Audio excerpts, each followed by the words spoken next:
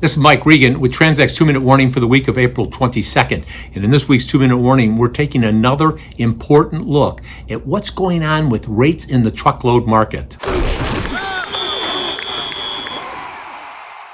In last week's 2-minute warning, we asked the question, have we officially reached the bottom in the truckload market where rates have gone as far down as they possibly can and now we're going to head it up?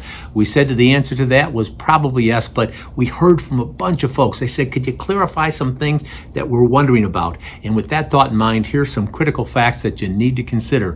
First, according to Jason Miller in a recent post on LinkedIn, Jason is at Michigan State. I've appeared on panels with him. He's a great guy. He mentioned the fact that this is the most significant freight recession we've ever experienced in modern times. We noted last week the typical freight recession, according to the Stifel folks, is 12 to 14 months. We are now in the 9th quarter of this freight recession. Now that's driven some very interesting performance and things, behavioral things from some of the larger truckload carriers.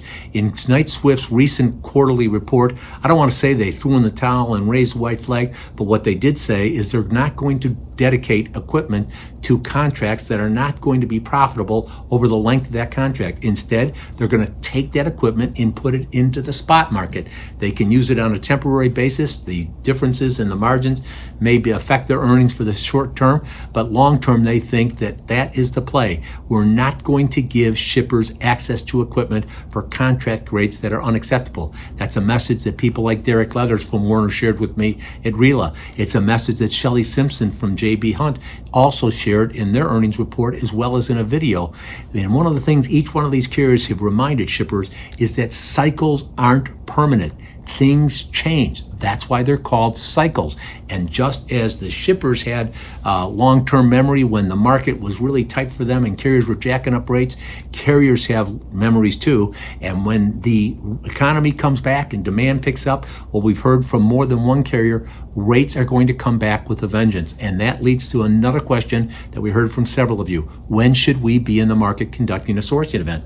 As we said last week, we'll say again, in the next 60 to 90 days, if you're planning on being in the truckload market with the bid, get out there now. And the reason for that is you want to be ahead of when things really take a turn for the upside, which we expect to be late in the 3rd quarter or 4th quarter. And it'll be much more difficult to get the kind of rates you'd like to have and the rates you can have if you act now. And that's why if you have any questions about how to conduct a great sourcing event or would like to talk to us about strategic issues, won't cost you a dime. Give us a call. We'd be happy to help you out. We're sourcing experts, and we do this because with each and every 2-minute warning, we're here to remind you we are on your team. We're here to help, and we're passionate about seeing you be successful. Thanks for your time.